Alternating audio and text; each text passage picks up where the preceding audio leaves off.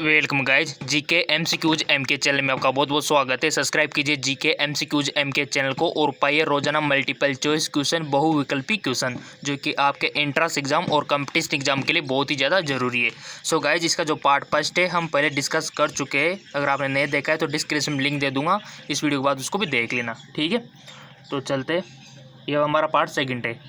Thyroid ग्रंथि की सामान्यता बनाए रखने के लिए नमक में आयोडीन किस रूप में मिलाया जाता है। सो सिंपल इसका राइट ऑप्शन हो जाएगा क्या है के रूप में, ठीक है।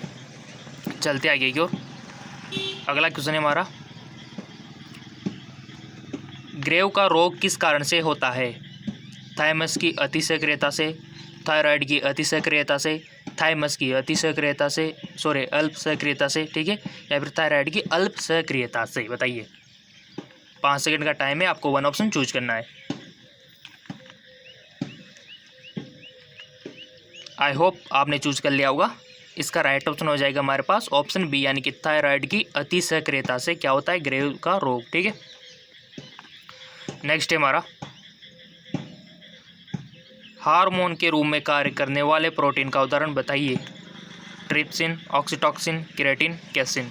मोस्ट इंपॉर्टेंट क्वेश्चन है, हार्मोन के रूप में कार्य करने वाले प्रोटीन का उदाहरण बताइए। आई होप आपने वन ऑप्शन सेलेक्ट कर लिया होगा। इसका राइट ऑप्शन हो जाएगा मेरे पास ऑक्सीटॉक्सिन, ठीक है, जो कि एक हार्मोन के रूप में कार्य करने वाला प्रोटीन का उदाहरण है। चलते आगे को। नेक्स्ट हमारा, निम्नलिखित हार्मोन में से किसमें आयोडीन होता है। ये तो हर बच्चे को आना चाहिए, सिंपल सा क्वेश्चन है। थायरोक्सिन, टेस्टोस्टेरोन, या फिर इंसुलिन, या फिर एड्रेनलिन। आई होप आपने वन ऑप्शन सेलेक्ट कर लिया होगा। इसका राइट ऑप्शन हो जाएगा थायरोक्सिन, ठीक है, जो कि थायराइड ग्रंथि से सीक्रेट होता है। चलते आगे को। किस हार्मोन की कमी से क्या होता है गाइज, ये आपको पता होना चाहिए, और साथ में ये भी पता होना चाहिए कि इसकी हार्मोन की अधिकता से क्या होता है, कमी से क्या होता है, अधिकता से क्या होता है, और हार्मोन का पक्षांश क्या है, किस हार्मोन का क्या पक्षांश है, ठीक है। ये सारी चीज़ें आपको पता होना चाहिए। देखो एंट्रेंस एग्जाम क्वेश्चन ऐसे बनते हैं, ये सारी चीज़ें पता हो तो आप कोई सा भी एंट्रेंस एग्जाम, कोई भी कंपटीशन एग्जाम फाइट कर सकते हो, ठीक है। देखो टेक्निक से चलोगे ना तो फ़ायदे में रहोगे। बहुत सारे स्टूडेंट क्या होता है, बिना टेक्निक के बहुत सारा पढ़ते, दिन रात पढ़ते रहते, फिर बोलते सिलेक्शन नहीं हुआ, क्योंकि उसने सिस्टमेटिक तरीके से स्टडी नहीं की। इसलिए अगर आप सिस्टमेटिक तरीके से अगर थोड़ा भी पढ़ लोगे ना, वही कोप होता है। चलते आगे को। हार्मोन का उदाहरण है ऑक्सीटॉक्सिन, रेनिन, फेब्रिन, साइटोसिन। यानी कि ये नॉलेज चेक करना चाहता है कि आपको एंजाइम और हार्मोन में अंतर पता है या फिर नहीं है, ठीक है। तो बताइए इसका राइट ऑप्शन क्या होगा। आई होप आपने वन ऑप्शन सेलेक्ट कर लिया होगा। इसका राइट ऑप्शन हो जाएगा ऑक्सीटॉक्सिन, ठीक है, हार्मोन का उदाहरण है। चलते आगे को। नेक्स्ट हमारा, निम्नलिखित में से कौन सा एंटी डाययूरेटिक हार्मोन है। आपके सामने ऑप्शन है vasopressin, oxytocin, ACTH, cortisone. I hope आपने वन ऑप्शन सेलेक्ट कर लिया होगा। एंटी डाययूरेटिक तो आप बचपन से पढ़ते आ रहे होंगे। सो सिंपल इसका राइट ऑप्शन हो जाएगा वेसोप्रिन, ठीक है। वेसोप्रिन जो है एंटी डाययूरेटिक हार्मोन है, और मान लो अगर इसकी कमी हो जाए तो हमको क्या होता है, हमारा यूरिन जो है पतला हो जाता है, ठीक है, और बार बार पेशाब हमें आती है, ठीक है। चलते आगे को। मानव शरीर में निम्नलिखित हार्मोन में से कौन सा रक्त कैल्शियम और फॉस्फेट को विनियमित करता है। ग्लूकागॉन, वर्धीकर हार्मोन, पेराटूट हार्मोन, या फिर थायरोक्सिन हार्मोन। निम्नलिखित में से कौन सा रक्त कैल्शियम और फॉस्फेट को विनियमित करता है, आपको बताना है हार्मोनों में से। सो आपको यहाँ पर नॉलेज चेक की जा रही है कि आपको हार्मोन के कार्य पता है या फिर नहीं है, यानी कि सभी के पता होंगे तभी तो आप कर पाएंगे ना इसको। आई होप आपने वन ऑप्शन सेलेक्ट कर लिया होगा। इसका राइट ऑप्शन हो जाएगा हमारे पास ऑप्शन सी, पेराटू हार्मोन, जो कि रक्त कैल्शियम और फॉस्फेट को विनिमय करने में हेल्प करता है, पेराटू हार्मोन, ठीक है। इसी प्रकार आपको ग्लूकागॉन, वर्धीकर हार्मोन, थायरोक्सिन हार्मोन, इनके कार्य पता होना चाहिए। क्वेश्चन इसमें से भी बन सकता है। चलते आगे को। कौन सा हार्मोन लड़ो उडो हार्मोन कहलाएगा? सिंपल सा क्वेश्चन है। इंसुलिन, एड्रेनलिन, एस्ट्रोजन या फिर ऑक्सीटॉक्सिन। आई होप आपने वन ऑप्शन सेलेक्ट कर लिया होगा। इसका राइट ऑप्शन हो जाएगा बी, एड्रेनलिन। ठीक है गाइज, मैं आपको टाइम देता हूँ 3 से 5 सेकंड का, उसमें आप सेलेक्ट कर लिया करो अपने माइंड में, अपनी ईमानदारी से। ठीक है, उसके बाद जो मैं ऑप्शन बताता हूँ फिर उसे मैच कर लिया करो कि हमारा कितने क्वेश्चन गलत है, क्वेश्चन सही हुए थे। आप लिख भी सकते हो वैसे बेसिकली रफ कार्य में, रफ पे हम किसी भी पेज में लिख सकते हो और फिर खुद एनालिसिस कर सकते हो। इससे क्या होगा, आपका प्रैक्टिस भी अच्छी होगी और आपका टेस्ट भी हाथों हाथ हो रहा है। ठीक है, चलते आगे को। मल्टीपल चॉइस क्वेश्चन तो रोजाना मिलते रहेंगे आपको, बस चैनल को सब्सक्राइब करके बेल आइकन पर प्रेस कर लो। आपकी इंट्रेंस एग्जाम की, कंपटीशन एग्जाम की तैयारी इतनी खतरनाक होगी, आप भी क्या याद रखोगे। ठीक है, मनुष्य में निम्नलिखित में से कौन सा आपातकालीन हार्मोन है? Thyroxine, insulin, adrenaline, progesterone. आपात इमरजेंसी हार्मोन।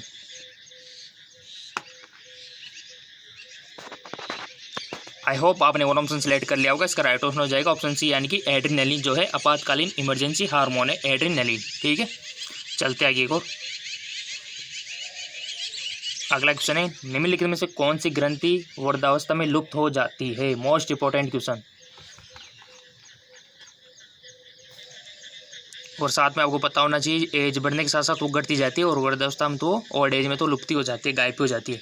तो कौन सी ग्रंथि है? क्या वो पीयूष ग्रंथि है, क्या वो थायराइड है, या फिर पैराथायराइड है, या फिर थाइमस है? ग्रंथियों के बारे में अगर आपने पढ़ा होगा तो इजीली आप इसको कर पाओगे। आई होप आपने वन ऑप्शन सेलेक्ट कर लिया होगा। इसका राइट ऑप्शन हो जाएगा डी, थाइमस। ठीक है, थाइमस जो ग्रंथि है आपको पता है ये कहाँ पर पाई जाती है? हमारा जो हेड है, हमारा जो दिल है, उसके पास में पाई जाती है थाइमस ग्रंथि। ठीक है, तो इसमें क्या होता है, ये हमारी इम्यूनिटी पावर बढ़ाती है। ठीक है, इम्यूनिटी से यानी कि रोगों से, डिजीज से लड़ने की क्षमता। ठीक है, और जब क्या होता है हम जवान होते हैं, बच्चे होते हैं, तब तो ये अच्छी खासी होती है। ठीक है, लेकिन जब हमारी उम्र बढ़ती जाती है तो उसके साथ साथ लुप्त होती जाती है, तो इसी कारण हमारी इम्यूनिटी पावर भी कम होती जाती है। तभी आपने देखा होगा कि कोरोना जो वायरस है ओल्ड एज वाले पे ज़्यादा अटैक कर रहा है, क्योंकि उनके पास इम्यूनिटी पावर कम है, कारण ये लुप्त है थाइमस ग्रंथि। ठीक है, और ये लुप्त होती जाती है उम्र बढ़ने के साथ साथ। चलते आगे को। अगला है हमारा, थाइमस ग्रंथि जिस हार्मोन को पैदा करती है उसे क्या कहते हैं? मोस्ट इंपॉर्टेंट क्वेश्चन पूछ लिया आपसे। Thyroxine, thymosin, thyronine, calcitonin. 5 second का टाइम है, वन ऑप्शन आपको सिलेक्ट करना है।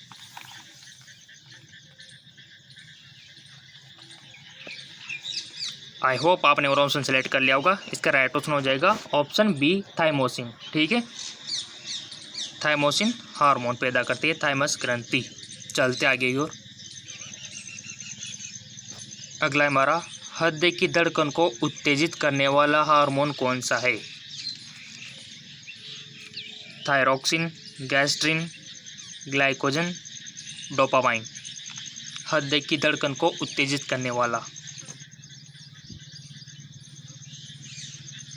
आई होप आपने चूज कर लिया होगा। इसका राइट ऑप्शन हो जाएगा थायरोसिन। ठीक है, थायरॉक्सिन ही है जो कि हृदय की धड़कन को उत्तेजित करता है। चलते आगे को। अगला है हमारा, रक्तदाब यानी कि ब्लड प्रेशर का नियंत्रण कौन करता है? Most important question. Blood pressure का कंट्रोल कौन करता है? एड्रिनल ग्रंथि कौन सी ग्रंथि करती है? थायराइड, थाइमस या फिर कार्पस लुटियम। इस प्रकार के क्वेश्चन बनते हैं आपके एंट्रेंस एग्जाम में, और जिसने एंट्रेंस एग्जाम की प्रैक्टिस कर रखी है वो सीधा टिक लगा देता है, उसका टाइम बच जाता है, और वो टाइम कहाँ काम आता है? न्यूमेरिकल करने में। और ऐसे ही स्टूडेंट रैंक ला के दिखाते हैं टॉप 10 में, टॉप 100 में। ठीक है, तो उनका बस मल्टीपल चॉइस क्वेश्चन का बेस जो है अच्छा होता है, यही कारण है कि वो टॉप में आ जाते हैं। ठीक है, चाहे 12th में परसेंटेज कम हो कोई बात नहीं, लेकिन अगर आपकी मल्टीपल चॉइस क्वेश्चन अच्छे, ऑब्जेक्टिव टाइप नॉलेज अच्छी है ना, तो समझो आप बाजी मार जाओगे। जिस स्टूडेंट ने 12th में कितनी परसेंटेज खींच ली हो, मेरिट में आ गया हो, बट अगर उसकी ऑब्जेक्टिव टाइप नॉलेज कम है तो कुछ नहीं कर सकता। ठीक है, अगर जिस बच्चे के 12th में कम है लेकिन उसके ऑब्जेक्टिव टाइप नॉलेज अच्छी है, मल्टीपल चॉइस क्वेश्चन उसको अच्छे आते हैं, अच्छा परफॉर्मेंस कर पाता है, तो वो बाजी मार जाता है। ठीक है, मैंने बहुत सारे एनालिसिस किए हैं।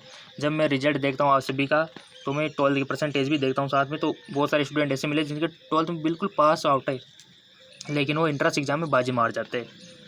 ठीक है, तो अगर आपके 12th में कम है तो कोई दिक्कत मत करो, आप तो कोई मायने नहीं रहती 12th की परसेंटेज। ठीक है, आपको तो मल्टीपल चॉइस क्वेश्चन अच्छे से करना है। रक्त दाब का नियंत्रण कौन करता है? सिंपल सा क्वेश्चन है। कौन सी ग्रंथि करती है? एड्रेनलिन, थायराइड, थायमस या फिर कार्पस लूटियम। आई होप आपने चूज कर लिया होगा। इसका राइट ऑप्शन हो जाएगा हमारे पास ए, यानी कि एड्रेनल ग्रंथि। ठीक है, चलते आगे और अगला क्वेश्चन है, जीवन रक्षक हार्मोन किस ग्रंथि से स्रावित होता है? एड्रिनल, पिट्यूटरी, थायराइड या फिर उपयुक्त सभी।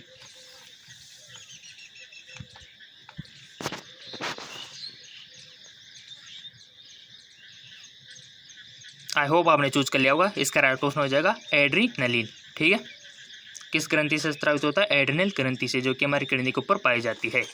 चलते आगे और निम्नलिखित में से कौन सी ग्रंथि सेक्स हार्मोन का स्राव करती है?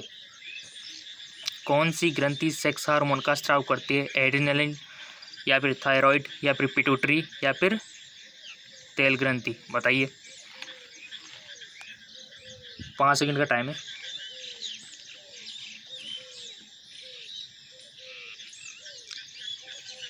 आई होप आपने चूज कर लिया होगा। इसका राइट ऑप्शन हो जाएगा हमारे पास एड्रिनल ग्रंथि। ठीक है, अधिवक्र ग्रंथि। चलते आगे की ओर, मानव शरीर में कौन सी ग्रंथि ऐसी है जिसका संबंध शरीर की उत्तेजना से है? अग्नाशय, पैनक्रियाज, थायराइड या फिर पीयूष ग्रंथि या फिर अधिवक्र या फिर अधिवक्र को आप एड्रिनल भी बोल सकते हो। बताइए, जिसका संबंध शरीर की उत्तेजना से है।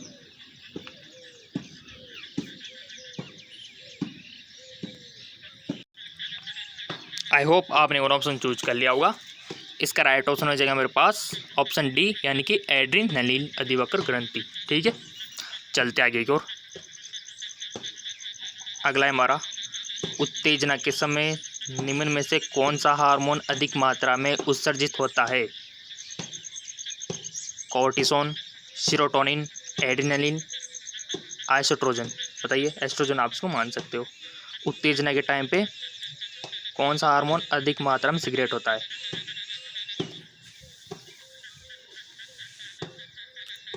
आई होप आपने वो ऑप्शन सेलेक्ट कर लिया होगा। इसका राइट ऑप्शन हो जाएगा ऑप्शन सी, यानी कि एड्रिनलिन। ये एड्रिनलिन बहुत खतरनाक है। ठीक है, बचपन से आप इसको पढ़ते आ रहे हो। चलते आगे की ओर,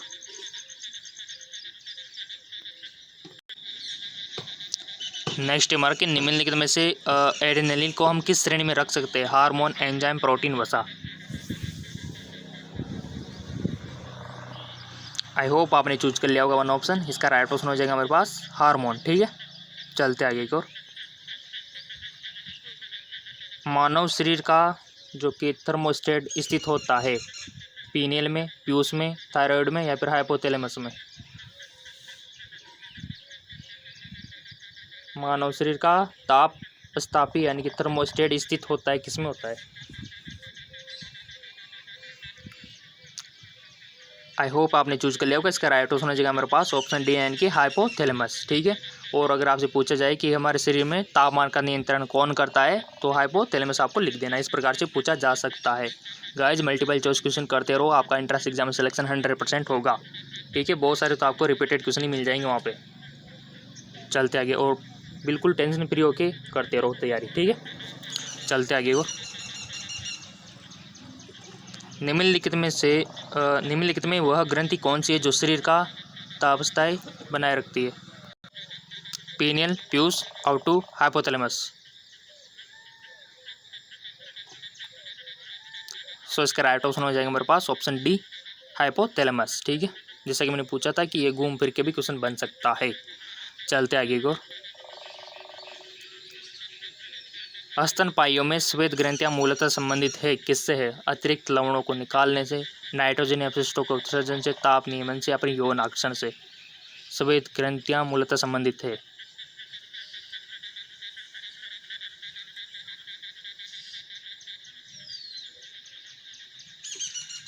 आई होप आपने चूज कर लिया होगा। इसका राइट ऑप्शन हो जाएगा ऑप्शन सी यानी कि नाइट ताप नियमन में। ठीक है, अगला है हमारा आंसू ग्रंथि कहाँ स्थित होती है हथेलियों में, मुख गुहा में या फिर नेत्र गुहा में या फिर पेट में। सिंपल सा क्वेश्चन है, सबको पता है कि नेत्र गुहा में होती है। ठीक है, बट बहुत सारे स्टूडेंट्स होते हैं कि इतने ईजी तो पूछेगा नहीं तो कहीं और ही करके आते हैं, तो ऐसा नहीं करना है। कुछ क्वेश्चन ईजी होते हैं जिसका आंसर भी ईजी होता है। ठीक है, चलते आगे को। अगला है हमारा निम्नलिखित में से कौन सी ग्रंथि आंसू स्रावित करती है, लैक्रिमल, प्यूस ग्रंथि, आउटू ग्रंथि या फिर अग्नाशय से। बताइए कौन सी ग्रंथि आंसू स्रावित करती है। सिंपल सा क्वेश्चन है, तो इसका राइट ऑप्शन हो जाएगा। और आपने भी चूज़ कर लिया होगा, मैच करा लेना आपने जो चूज़ किया है वन ऑप्शन। ठीक है, सो इसका राइट ऑप्शन हो जाएगा लैक्रिमल ग्रंथि। ठीक है, जो कि आंसू का सिक्रेशन करती है। चलते आगे और निम्नलिखित में से कौन सा हार्मोन स्त्रियों में पाया जाता है, एस्ट्रोजन, प्रोजेस्टेरोन, टेस्टोस्टेरोन। 1 और 3, 1 और 2, 2 और 3, ओनली 3। बताइए, सिंपल सा क्वेश्चन है, मोस्ट इंपॉर्टेंट। बचपन से आप पढ़ते आ रहे होंगे साइंस, अगर जिसने ध्यान लगा के पढ़ी होगी इजीली आ गया होगा। सो सिंपल हमारा राइट ऑप्शन है बी। ठीक है, एस्ट्रोजन और प्रोजेस्टेरोन दोनों। ठीक है, चलते आगे वो। एस्ट्रोजन का स्राव होता है, एस्ट्रोजन का स्राव कौन करता है, कार्पस ल्यूटेयम करता है, कार्पस कैलोसम करता है, लीडिंग कोशिकाएं, ग्राफिन फुटिकाएं। बताइए, मोस्ट इंपॉर्टेंट क्वेश्चन है, एस्ट्रोजन का स्राव होता है।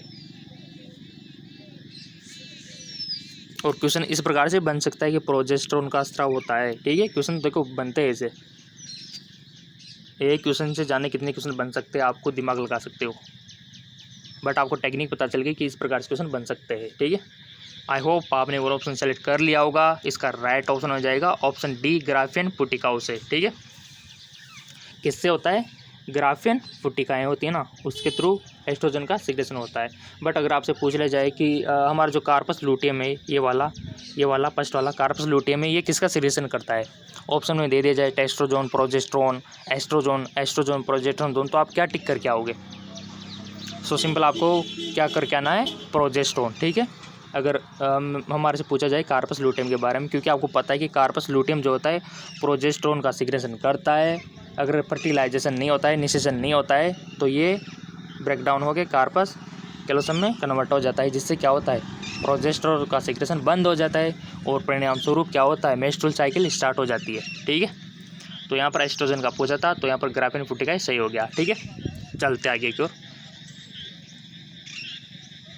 कार्पस लूटियम क्या संदर्भित करता है, स्रावित करता है, पूछ लिया। जैसा कि मैंने आपसे पूछा था वही क्वेश्चन आपसे पूछ लिया गया है, क्वेश्चन ही पूछ लिया। देखो ऐसे क्वेश्चन बनते हैं, कार्पस लूटियम क्या सिक्रेशन करता है, प्रोजेस्टेरोन, एस्ट्रोजन, टेस्टोस्टेरोन या फिर हीमोग्लोबिन। आई होप आपने जो भी ऑप्शन सेलेक्ट किया होगा, क्योंकि राइट किया होगा, ऊपर ही डिस्कस कर चुके थे, सभी का सही होगा। इसका राइट ऑप्शन हो जाएगा हमारे पास option a, progesterone. Corpus luteum किसका सिक्रेशन करता है, प्रोजेस्टेरोन का। अगर ये ब्रेक डाउन हो जाता है तो प्रोजेस्टेरोन का हार्मोन सिक्रेशन बंद हो जाता है, और इसकी कमी से क्या होता है, मेंस्ट्रुअल साइकिल स्टार्ट हो जाती है महिलाओं में। चलते आगे को। निम्नलिखित में से कौन सा केवल स्त्रियों में पाया जाता है, थायराइड, पिट्यूटरी, अंडाशय, एडिनाइड। बताइए, आई होप आपने वन ऑप्शन सेलेक्ट कर लिया होगा। इसका राइट ऑप्शन हो जाएगा ऑप्शन सी, अंडाशय। ठीक है, यही स्त्रियों में पाया जाता है, जबकि पुरुषों में नहीं पाया जाता। पुरुषों में अंडाशय की जगह क्या होता है गाइज, बताइए। बिल्कुल सही आपने बताया, क्या होता है, टेस्टिस होते हैं, जिसको आवर्षण भी बोल सकते हैं। ठीक है, यानी कि जो पुरुष होते हैं उसमें बाहर होते हैं टेस्टिस। अगर ये टेस्टिस मान लो स्त्रियों में अंदर है, अंदर की तरफ होते हैं, उसको हम अंडाशय बोल देते, ओवरीज बोलते थे। ठीक है, यहाँ पे होते हैं, यानी कि हम पुरुषों में बाहर और महिलाओं में अंदर। ठीक है, यही फर्क है। और उसमें अंदर होते हैं तो उसको अंडाशय बोल दिया, इधर बाहर है तो इसको वर्षण बोल दिया, टेस्टिस बोल दिया। ठीक है, चलते आ गया, क्योंकि और हमारा क्वेश्चन है, यह नर हार्मोन है। बताइए, प्रोजेस्टेरोन, एस्ट्रोजन, टेस्टोस्टेरोन, इंसुलिन। अगर आपको हार्मोन और ग्लैंड्स की नॉलेज अच्छी खासी होगी तो आप इजीली कर पाओगे।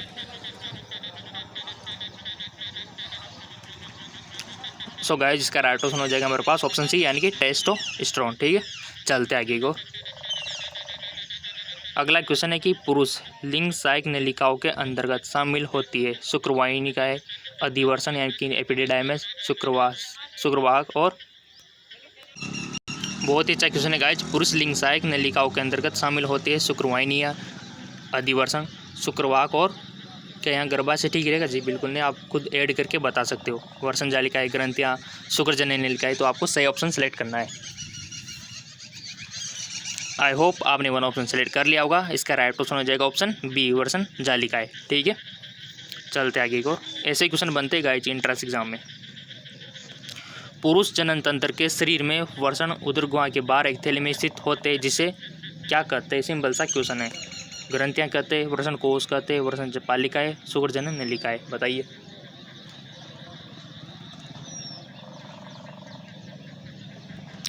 सो इसका राइट ऑप्शन हो जाएगा मेरे पास ऑप्शन बी, वर्षण कोश उसको हम बोलते हैं। ठीक है, चलते आगे की ओर। जानवरों की एक जाति द्वारा उसी जाति के अन्य सदस्यों को आकर्षित करने के लिए मोचित किए जाने वाला रासायनिक द्रव्य है हार्मोन, न्यूक्लिक अम्ल, फेरोमोन, स्टेरॉइड। सो सिंपल, इसका राइट ऑप्शन हो जाएगा मेरे पास फेरोमोन। ठीक है, जानवरों के एक जाति द्वारा उसी जाति के अन्य सदस्यों को आकर्षित करने के लिए मोचित किए जाने वाला रासायनिक द्रव्य है फेरोमोन। याद रह जाएगा फेरोमोन। अधिक जानकारी चाहिए तो गूगल पे सर्च कर लेना फेरोमोन के बारे में। ठीक है, चलते आगे और। अगला है हमारा, गाय और भैंस के थनों में दूध उतारने के लिए किस हार्मोन की सुई लगाई जाती है? Somatotropin, oxytocin, interferon, insulin.